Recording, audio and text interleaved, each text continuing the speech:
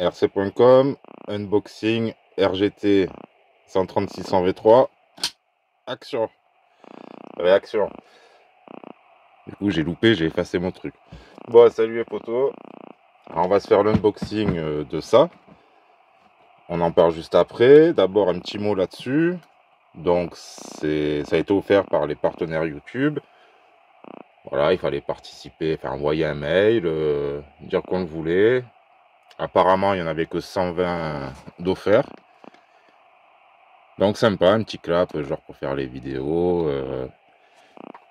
sur une ardoise feutrée, quoi. Enfin, effacée, tout ça, la preuve. Hein. Donc là, c'était 136 V3. Donc j'ai reçu ça gratuitement, tout frais payé, dans la belle boîte avec le stylo. Et pour la petite anecdote, je me suis trouvé mal à l'aise. Enfin, mal à l'aise. L'entreprise me l'a envoyé au nom de RCcom 83. Et donc j'ai dû aller chercher à la poste. Et bientôt, il me donnait pas le colis. J'ai dû justifier en montrant une vidéo à moi. Ah, voilà, je suis peut-être 200 vues par vidéo, mais je suis youtubeur. Je me retourne, il y avait 10 personnes derrière. Magnifique. Moi qui adore m'afficher. Bon, bref. En tout cas, au pire, on a 3 belles vis. 2 petits aimants.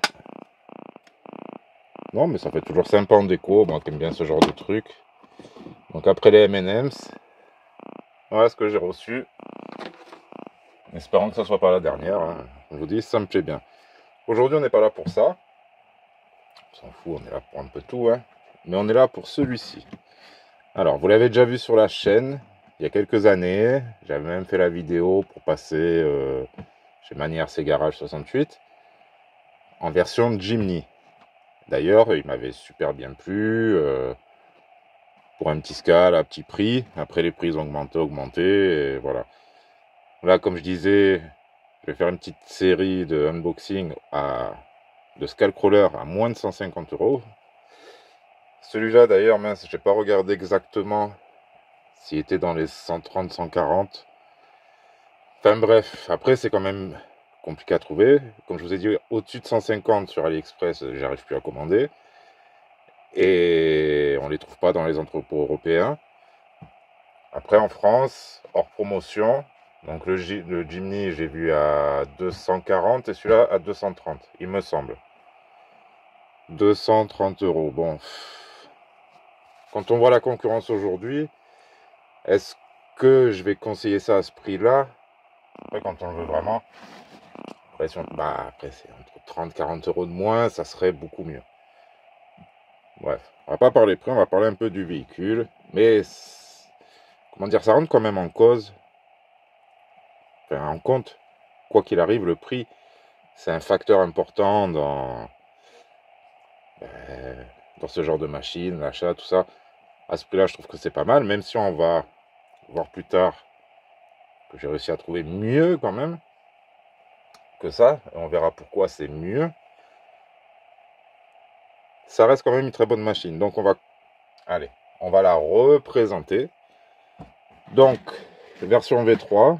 Donc des V1, V2, j'en ai eu par dizaines, sans mentir. Hein. Je les revendais, j'arrivais à les trouver pas cher. Moins cher que j'ai trouvé, c'était 70 € à l'époque.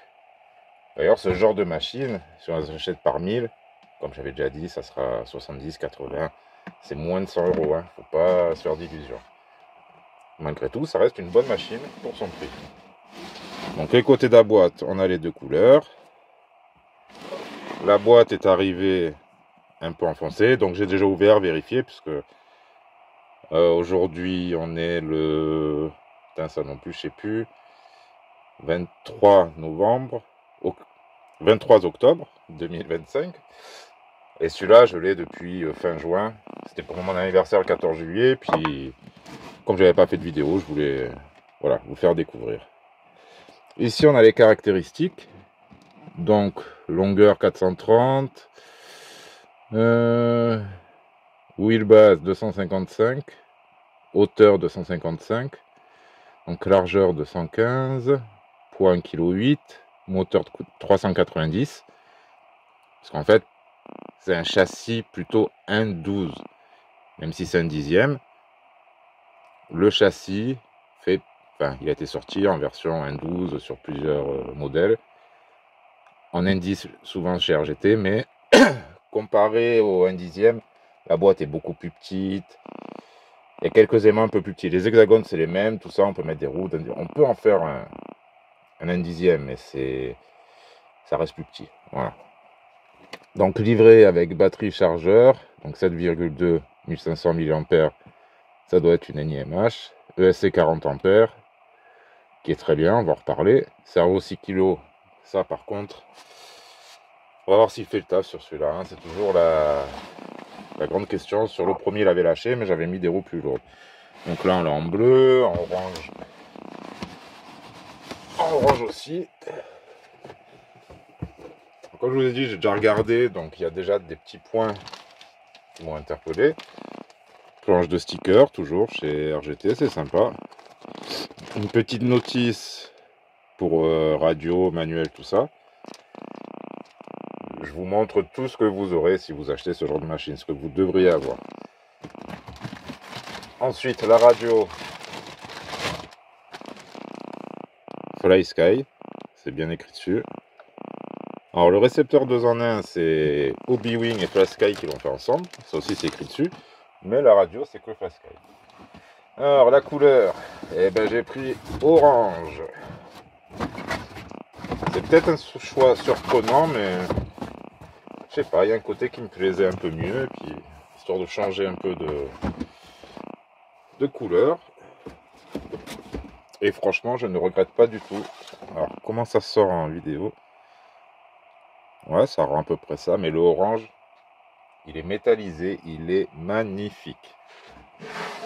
Avec le blanc dessus, ça le fait super bien. Perso, moi, ça me plaît bien. Par contre, j'avais oublié qu'il y avait des riselons dessus, et du coup... il me faut quelque chose. J'ai mon vieux couteau pas aiguisé. Qui a la lame vachement chauffée. Oh. Il peut planter, lui, mais couper, c'est pas trop son truc.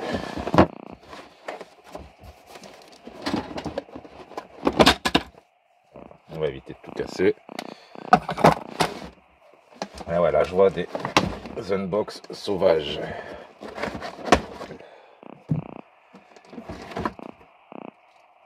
Hop, on va virer ces riselants. Le carton, je pense qu'il n'y a plus rien dedans. Et regardez déjà la suspecte. Vous voyez quand je le lâche? Franchement, peut-être mettre un peu plus de compression à l'arrière. Mais c'est ce que j'ai toujours aimé chez RGT. Leur suspension a toujours été bonne. Du V1, enfin, le V1 il avait des, comment dire, les amortisseurs qui se trouvaient à l'intérieur ici. Vous voyez, au lieu d'être là, ils étaient là. C'est vrai que c'était un peu différent. Dès la V2, ils les ont mis là et ça s'est mieux passé. Alors là, qu'est-ce qui dépasse en dessous? Les LED. Ah, super. Je vois le chargeur, la batterie. Alors, premier petit détail, c'est les rétros. Moi, j'ai regardé ceux qu'on avait acheté sur AliExpress. Voilà, ces rétros-là, ils sont trop fragiles. Donc ça risque de casser en 2-2. Deuxième défaut, la carrosserie. Attention, ce n'est pas du Lexan.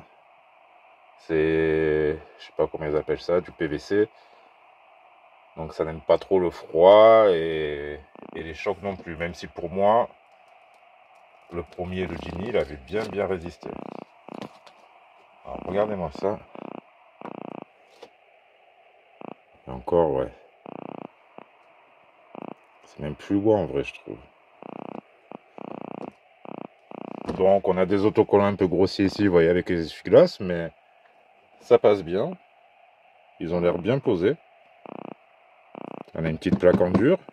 Je sais pas pourquoi. On a des jantes. Alors les pneus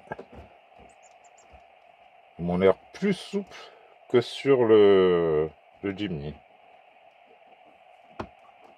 Donc peut-être un peu d'huile à l'arrière.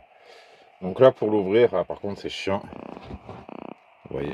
Non, vous voyez pas. Vous voyez, pour aller chercher les clips là-bas. Ça je suis pas très fan. On n'a pas beaucoup de place. Et à l'arrière c'est la même. Alors que sur le Jimny, on avait deux à l'avant et ça basculait vers l'arrière. Bon, les basculements c'est bien quand c'est bien fait. Et quand ça peut être mauvais pour la carreau aussi. Donc on va l'enlever doucement parce qu'il y a les LED. Et c'est un vrai sac de nœuds normalement. Petit chargeur, tiens, quoi, un petit peu évolué. On dirait que le transfo est un peu plus gros. Ouais, bon après ça aussi. Chez RGT pendant des années, c'était jamais les mêmes radios, récepteurs, même les cerveaux. Ça changeait. J'ai eu des V1 qui avaient rien à voir les uns avec les autres. Bon, là c'est un peu plus, comment dire, ils ont un peu plus généralisé la chose, ils font les choses un peu mieux. Mais peut-être que vous aurez, comment dire, un autre chargeur que celui-là. Parce que je sais pas, en plus c'est même pas écrit RGT dessus.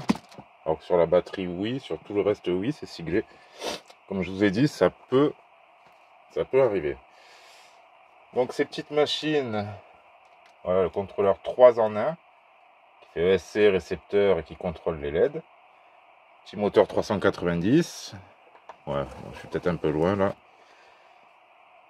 On a des bons plastiques, des bons pare-chocs. Je vous dis peut-être les points faibles, ça serait peut-être un peu cette carrosserie. Ça, c'est ce qu'on verra plus tard. Pour la suite, ouais, je me suis lâché un peu. Oh, ça fait du bien. Donc là, ça c'est pas pareil, il me semble. Les petits supports sur les côtés. Je me souviens pas de ça sur l'autre. C'était comme ça. Sinon, c'est la même chose. Vous voyez, une petite transmission. Bon, c'est des engrenages plastiques à l'intérieur, mais ça coûte 5 € là, le jeu. On ne les trouve pas en métal, en tout cas, je ne les ai pas trouvés. Ça fait des années que je les cherche. Ça, on ne les trouve pas en métal. Bon, après, c'est une boîte qui tient bien avant de la casser. Il en faut quand même. Donc, si on essayait un petit peu de voir si tout fonctionne, puisque vous avez vu, j'avais un peu déballé, mais je ne l'ai pas essayé. Je ne savais même pas comment il s'ouvrait à la base. Alors ça, c'est un peu dommage. Avec tous ces fils, tout ça, que la carrosserie soit pas retenue. Ah, voilà, le petit truc derrière. Par contre, l'ancrage, il est un peu lourd, mais ça doit renforcer la carrosserie. C'est des ancrages un peu balèzes, c'est bien. À l'avant, à l'arrière, ça fait belle calandre. Alors, je sais pas si on va tester sa solidité. Hein. Moi, je vais le rouler un peu comme ça. Comme j'en avais un petit peu parlé dans une précédente vidéo, ça pourrait faire l'objet d'une petite tombola gratuite pour les 2000 abonnés. Attendez, alors. Est-ce que mes piles sont bonnes? Ça n'a pas l'air. Je vais aller chercher d'autres piles. Allez, on fait une petite pause. Et de retour avec de meilleures piles, dans de meilleures conditions. Donc, ça s'allume. J'en ai profité pour brancher la batterie, pas que j'ai de surprise. Tout va bien. L'angle de braquage est pas mal.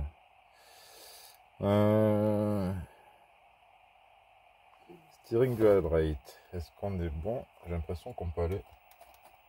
Ouais.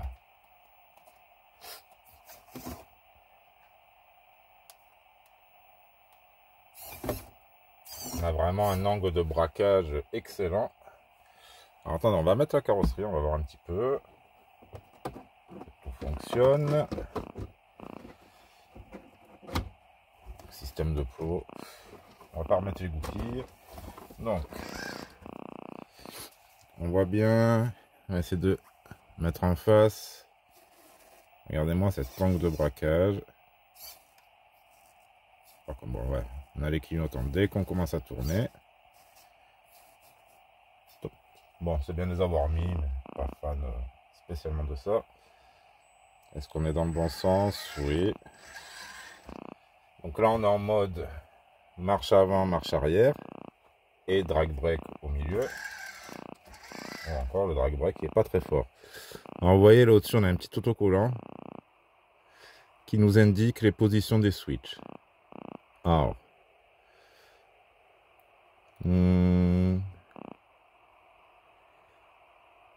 Si je veux...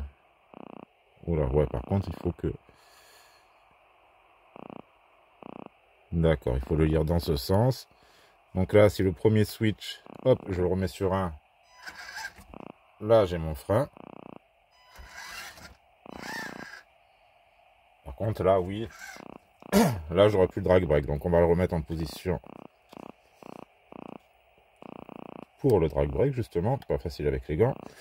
Et on va essayer de le mettre à 100%. 100%, puisque là, il indique à 50% de drag brake. Et on est bien sur un NIMH. Le deuxième, c'est NIMH. Si on met en haut, c'est l'hypo.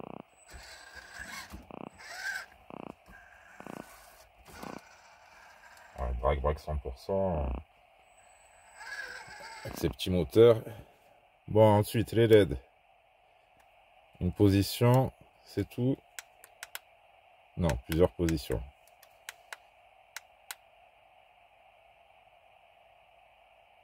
Ça clignotait, je sais pas si...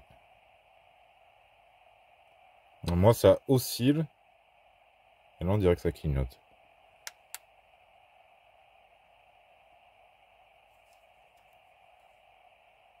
Est-ce qu'ils peuvent rester allumés?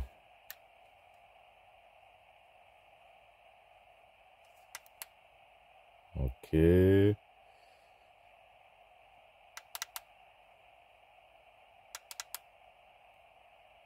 Les warnings, magnifique.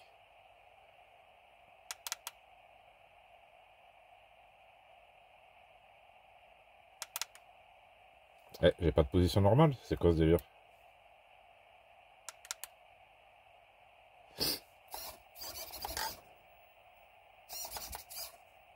Bon, bref. M'en fous, moi, des warnings. À l'arrière. Est-ce qu'on a d'autres trucs que cela?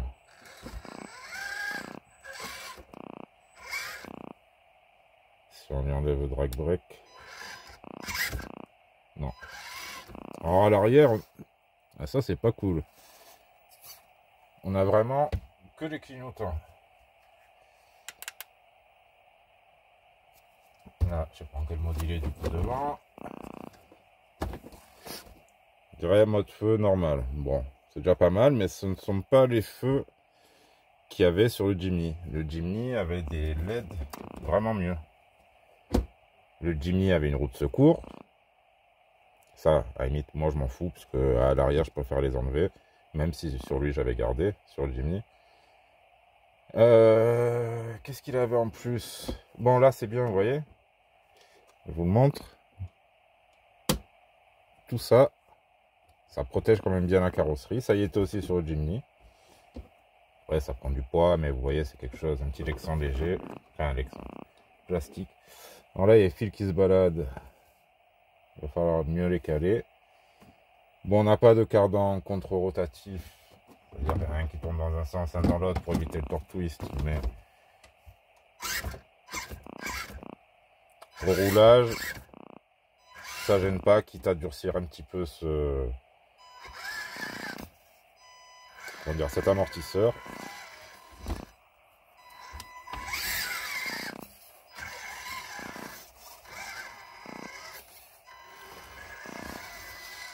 Non, le braquage, il est excellent. Les pneus ont l'air vraiment mieux. Ah oui, ça que je vais voir ce que c'est.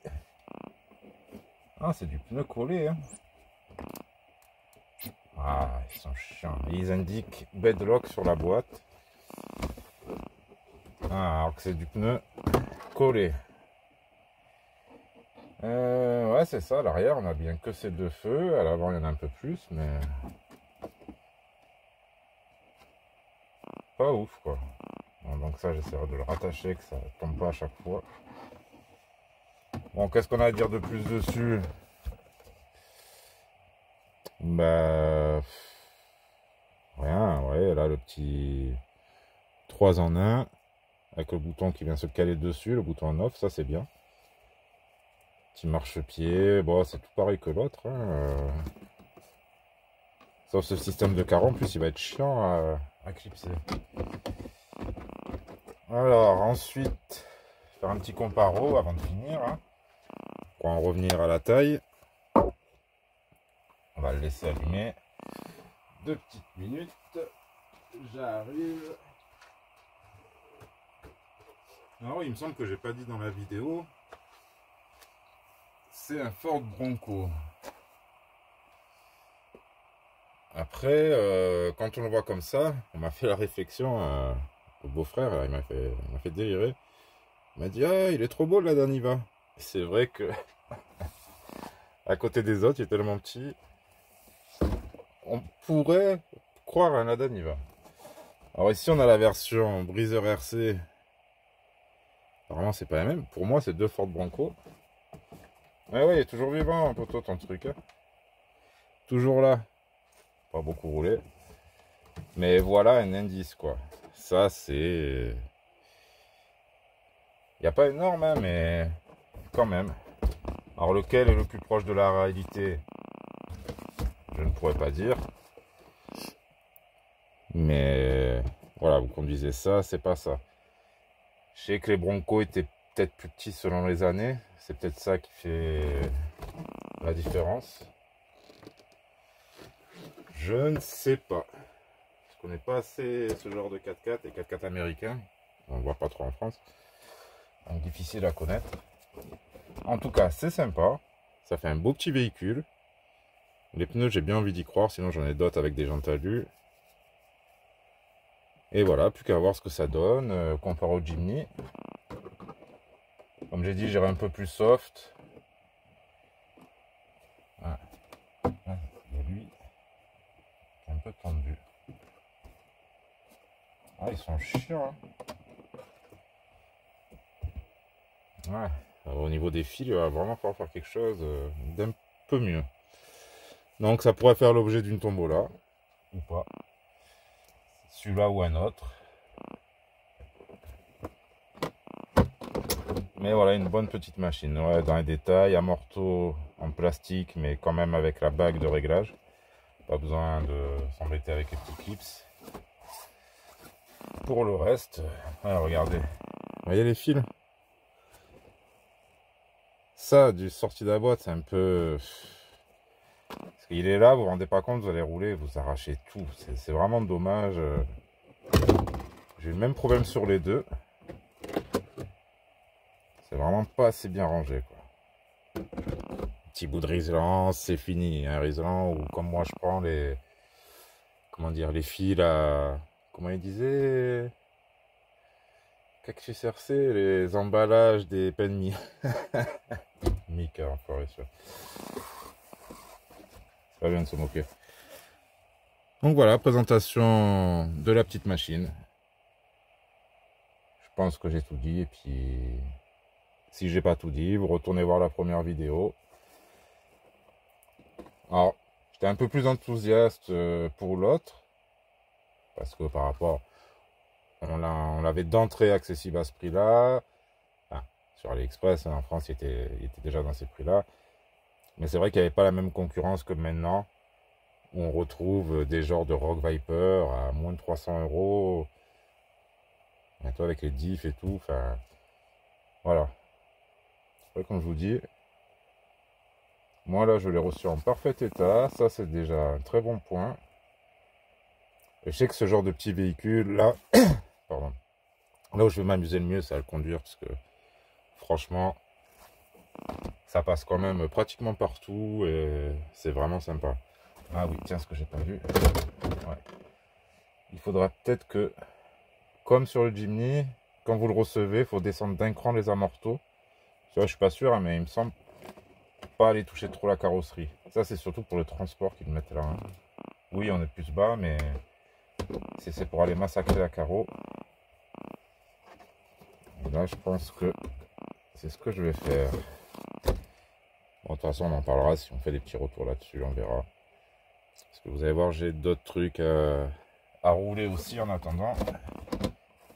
Ça m'intéressait un peu plus que celui-là. Donc si celui-là il reste un peu en boîte quelques mois, c'est pas grave. Sur ce,